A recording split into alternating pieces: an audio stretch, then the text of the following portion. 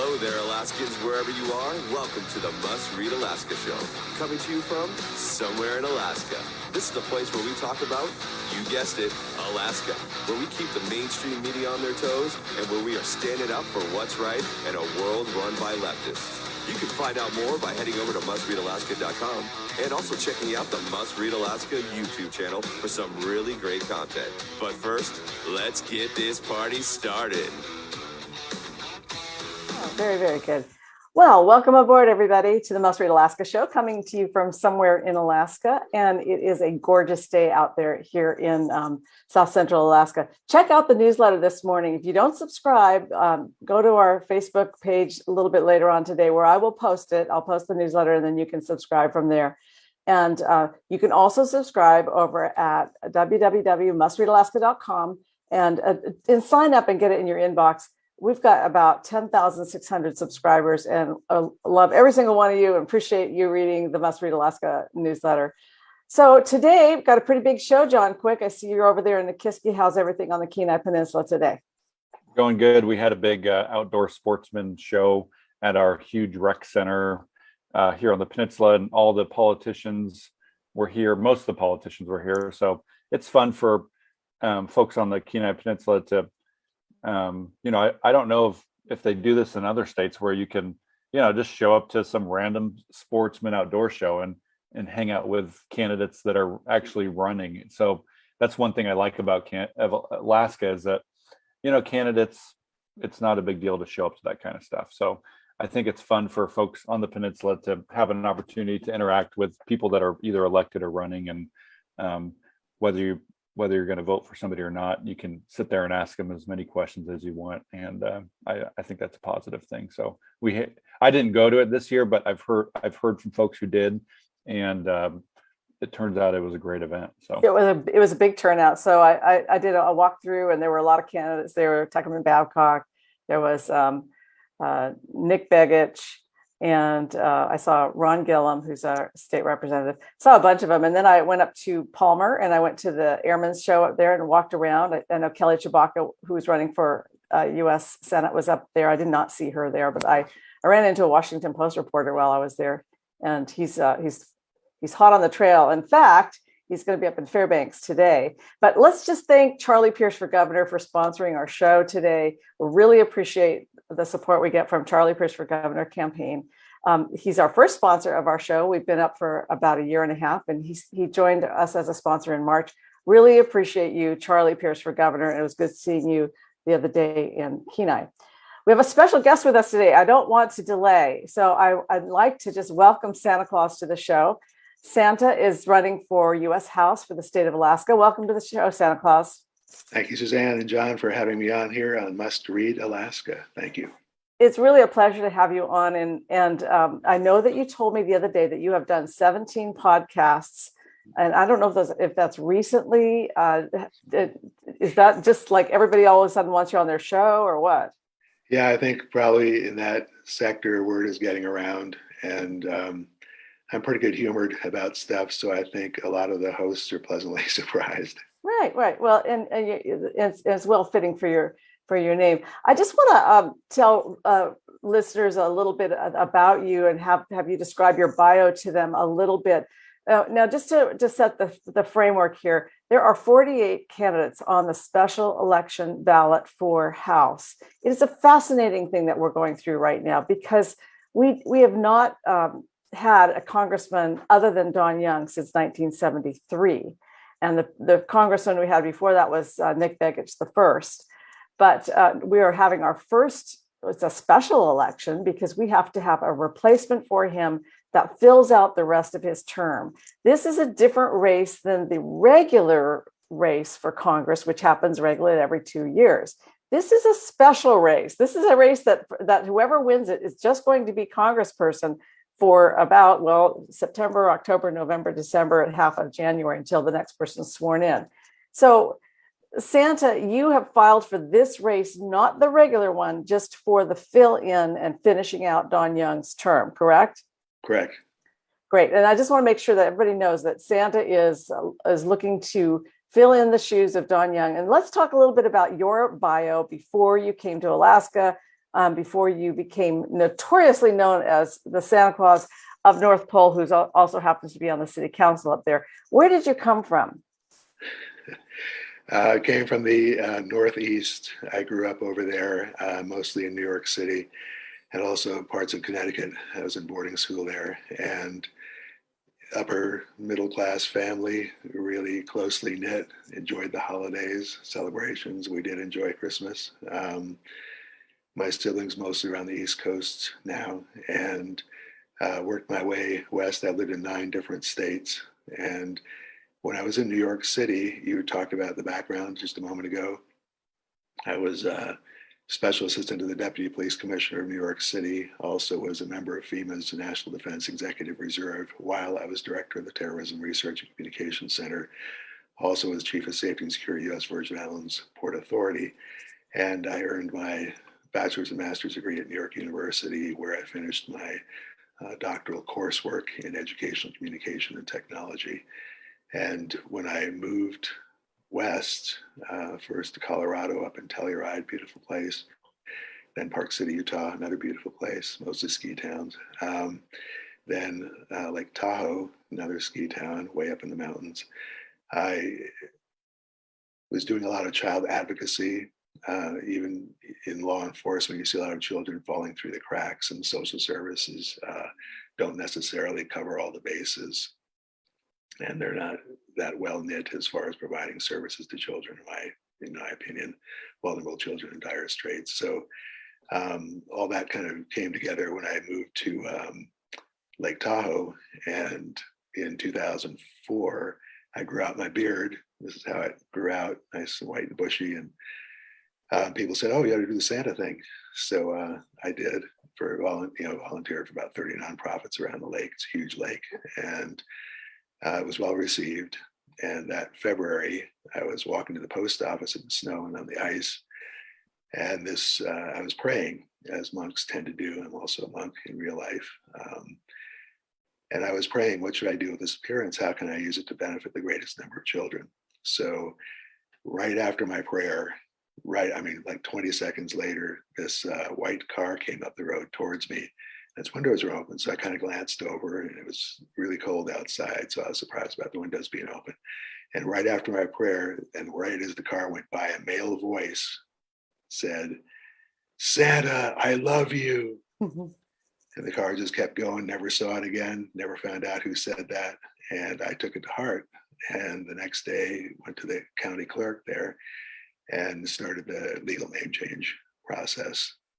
So that's gross oversimplification of the pre-Santa and Santa years, and then went from Lake Tahoe. I was having a lot of success reaching state and federal legislators as Santa Claus from Lake Tahoe to talk about child health, safety, and welfare, bills that are pending or getting to draft a bill or co-sponsor a bill, pass a bill, et cetera. And I figured, well, having success with this as Santa from Lake Tahoe, what if it were Santa from North Pole, Alaska? So I did my research and moved up here, landed on my feet. My first little part-time job was, because monks, we live in a vow of poverty. So my first little part-time job was the senior ranger at the Chino Lakes Recreation Area, which is right near North Pole, not too far from Fairbanks. So I did that. Then people said, why don't you run for the North Pole Community Chamber of Commerce, which I did, became president. I left that better off than when I found it. And people then said, well, why don't you run for city council? And I did, and partly due to name recognition, I'm sure. I got on to city council, did a 3-year term, and took a year off. And I was appointed to the Alaska Public Broadcasting Commission, because I've also run a radio and television station in the past. And did that and went back on city council for another 3-year term. So people must kind of like what I have to say here. I try and find common ground with as many people as possible. I think that's what all legislators and candidates should do if they can. Some people have a gift for it, some people don't. So I make an effort to do that. And that brings us up to today. Oh, that's right. Awesome. John, you have any questions? Yeah, so one of the things I appreciate that I read about you, Santa, and you could correct me if I'm wrong, is you're spending $400 on your campaign. You're not running any ads. You're not asking for any donations. You're not even holding any sort of in-person fundraisers or anything like that. And I believe you identify as a socialist Democrat. So tell me a little bit about your political stance and what kind of flavor you'd bring to a seat like this if you're elected. What kind of things you'd like to see change or accomplished under your couple months in office? Thanks, John. Actually, I'm an independent, progressive, democratic socialist. Make a long story short. It's a mouthful. Yeah, 4 words. I was close. 4 words better than 4 letters. So, independent, progressive, democratic socialist.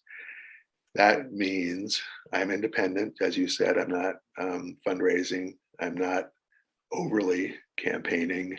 I'm doing a lot of it on social media, as you know, and through podcasts, things like that. And I ask my independent supporters to be creative. If they want to make a window sign, that'd be great, or a lawn sign, or canvas with friends, or phone bank. Without my control or coordination or anything, they can do that on their own, which is great. I've seen a lot of creative stuff come out of it, which I'm very appreciative of. But just like with PACs, I can't coordinate or control or direct anybody supporting my campaign the way I've set it up. So that's the independent part. The progressive part is moving towards social reform in a variety of areas, not like this, but more like, here's something we could do that'll make things better for us on a personal, business, education, et cetera level. And here's how we'd like to do it without too big a shock. Democratic socialist, I know we live in a democracy, a republic, and I'm well aware that we're a capitalist society. So as a democratic socialist, with social reforms, I would like to work within that system, but just make things better for a greater number of people. That's kind of gross oversimplification again, but that's kind of it. I know you don't have that much time with the show, so I'm trying to boil it down. Well, I think it's great. One of the things we were talking about before we started was, I run into people here in Nikiski. Nikiski is a very conservative town, probably much like North Pole is. And I run into people all the time that are just kind of like, screw it, I'm voting for Santa. Like, this thing is just nuts. And so I personally think you're the biggest contender that's not a Republican on the ticket. And so I think thank you. Whether people know your platform or not is one thing, but you have the name recognition. So it's I run into people literally every day. They're like, screw this, I'm voting for Santa. Yeah. Well, I'm calling it the barstool vote, and I have the same thing, which is people sitting at the Fairview Inn and at the bar, and they got a beer in front of them. They look at their ballot and they just say, this is ridiculous. I don't know any of these people. I'm not voting for Sarah Palin. She's a quitter. I'm voting for Santa. You're kind of the vote that is the maybe a little bit of a protest vote for some people who are just not. Super voters are the ones who go in and they study the issues, they study the candidates, and they're the ones who usually show up at the primary. But this primary is a little bit different, and it gives you a strong advantage because everybody's getting a ballot, and that means not super voters as well as super voters. I wanted to ask you about your a couple of things. Your pro-marijuana stance, which something that Don Young also was, very pro-marijuana. He was part of the Cannabis Caucus, and also about this monk thing. I'm sorry to say the monk thing, but you are a monk, and I saw you in a robe. I didn't know what your denomination was. I didn't know what order you were related to, but I also understand you're a vegetarian, and so I thought, well, let's talk about that a little bit. I want to talk about marijuana. And so let's talk about that first, and then we'll talk about your religious order. Okay. With marijuana, I am an advocate for it. I'm not for children having it unless they have seizure disorders and their physician, recommends it for that.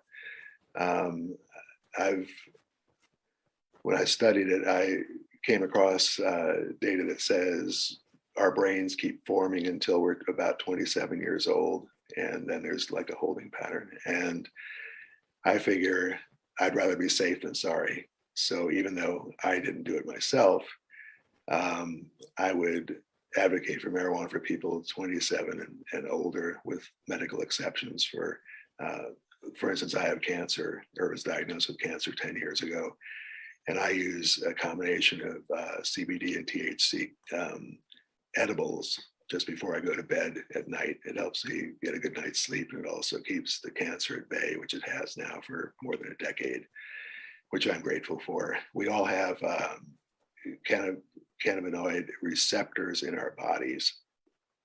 That's just a fact of life. So, and we actually manufacture a teeny tiny little bit of it ourselves. So to introduce it from the outside, for me, isn't that big a deal. But I do realize that what is on the market these days is far more powerful than it was when I was a kid. And it's sometimes there are other things put in with it which aren't so good for you or anybody. So I'm sticking to edibles. I don't recommend smoking to anybody, smoking anything to anybody.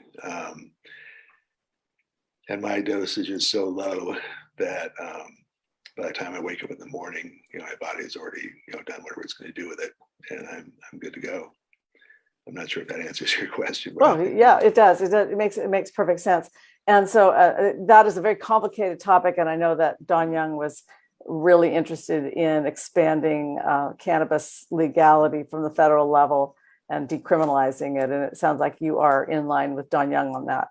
Yeah, we had a great photograph of the two of us smiling and shaking hands. He came to North Pole City Council one day and to talk about a variety of things. And we wound up finding common ground, like I was saying before. And it was for cannabis, the Congressional Cannabis Caucus. It was for being pro-union. Some people are, some people aren't. It was for getting rail service to Alberta, train for, the economy, et cetera. And also supporting fisheries. So those are the four things or so that we agreed on right then and there. So subsequently, I had plenty of good conversations, even though we probably had 90% disparate political views. Yeah, no, everybody agrees with everybody. So, I mean, 7 billion people on the planet and that many points of view. So that's where I come from. Well, okay. So then what is this about your being a vegetarian monk? And you've got a vow of poverty. And so you live sort of below the poverty line, and it's by choice, because obviously you've had a professional career and you came from a well-to-do family or a upper middle class family, as you described it. And you've chosen to live a very meager life of poverty. What is the order that you're associated with, and how did you come to become a monk? The order is called Anam Cara, A-N-A-M-C-A-R-A. It means soul friend in Gaelic. And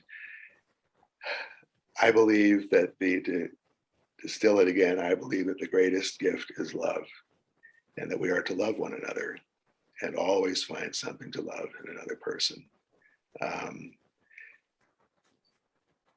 One thing that we sort of learn as monks, there's a dynamic, and the dynamic is love versus fear. And you see it everywhere. I lean more towards the love. Fear manifests itself as, hate or, fear of loss of something, whether it's like between countries, for example, fear of loss of their resources, or they're going to go get somebody else's resources. So that's a whole fear, versus love dynamic on a grand scale, which we're seeing play out a little bit right now, unfortunately for children and all of us. So with the monk part of it, and I have to qualify something you said, I'm a vegetarian, but I do eat salmon. So what can I say? You have to have a balance in life, they say. So I'm trying my best. Plus, it's good for my body, and plus, we have plenty of delicious salmon. So why not? So we have delicious caribou too, but maybe that's what I've heard.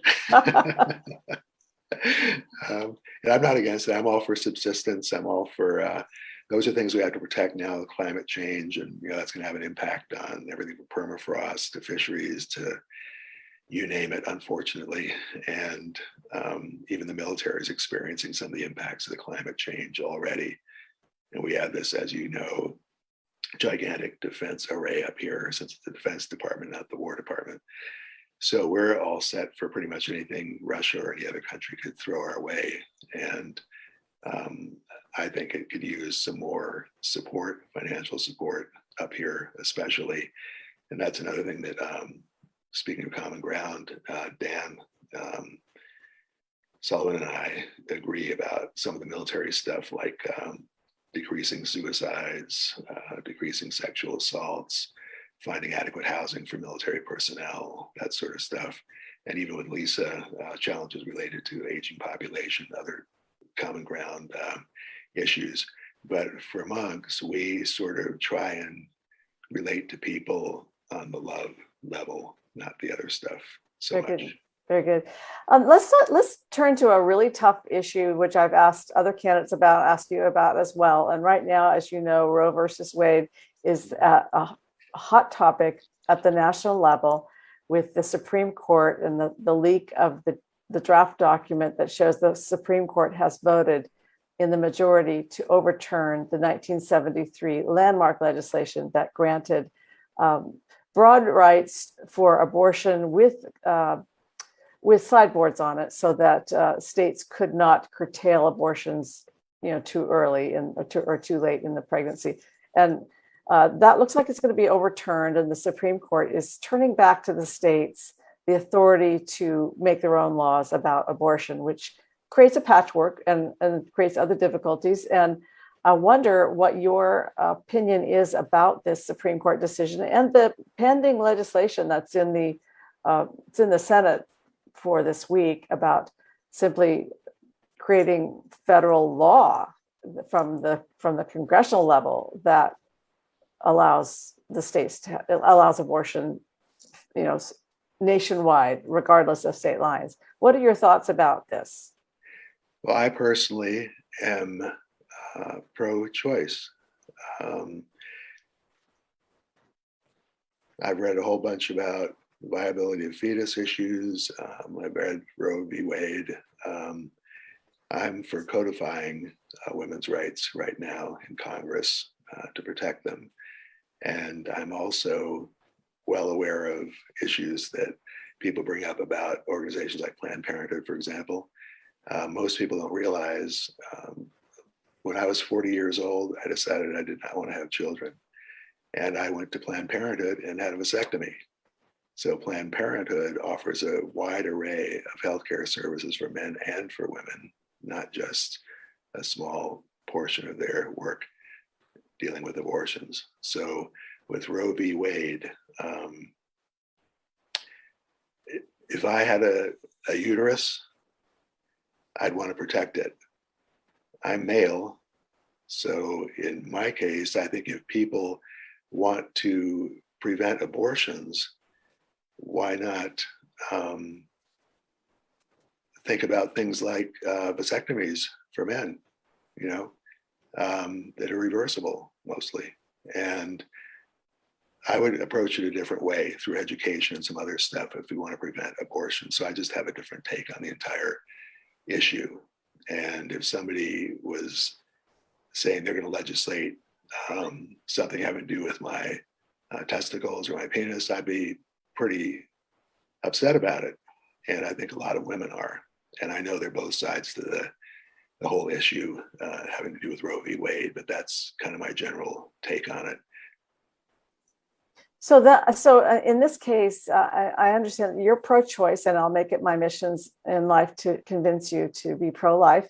But in terms of the sending it back to the states so that states have control over it, that's sort of a 10th Amendment thing. We've got the privacy thing, which is the 14th Amendment aspect, and then we look at the Constitution, and there's really nothing in the Constitution that even indicates that abortion was a topic for the Constitution. We had privacy, yes, and we had states' rights. So right now we have these two things.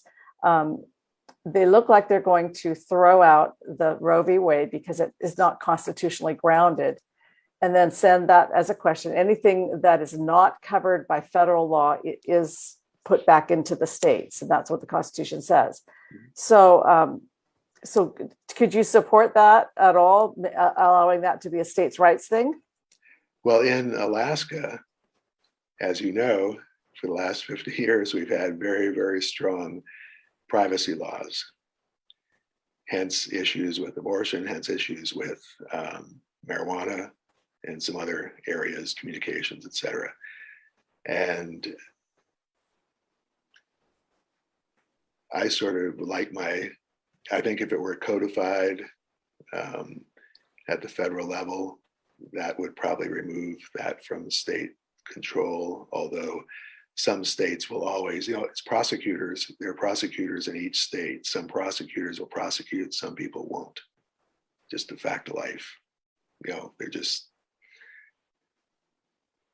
it is what it is. So that system at the state level is going to I think, no matter what the federal law says, I think at state level, there's going to be quite a few challenges. Well, here in Alaska, in our Constitution, we have a privacy clause that we put in there. And then our justices in our Supreme Court, who are pretty liberal and have been since statehood, interpret that to mean a woman has a right to privacy. If she wants to have an abortion, she can have an abortion. So we have very liberal laws. We don't have a lot of abortion providers in the state, but we have very liberal laws because it's supported through our Constitution. So in fact, this decision, for those who are listening online here, this decision at the Supreme Court, the US Supreme Court, doesn't really affect Alaska because we have a provision in our Constitution already. We're running out of time. This has been an amazing time with you. I've enjoyed it so much. Let's talk about where people can find out more about your campaign for Congress. I know that you're doing some things on social media and YouTube. How can people find out about you? Thank you. My website is SantaClausForAlaska.com. No E in Claus, just SantaClausFor Alaska.com. And on Twitter, I'm Santa Claus for AK. And I'd be happy if you visited both. If you'd like to help with the campaign, just please do it independently. Do whatever you'd like to do. You should have fun with it. It should be something you enjoy doing. And I would appreciate your support, however that comes in, but I'm not soliciting or accepting any campaign contributions. Thank you so much. And the greatest gift is love.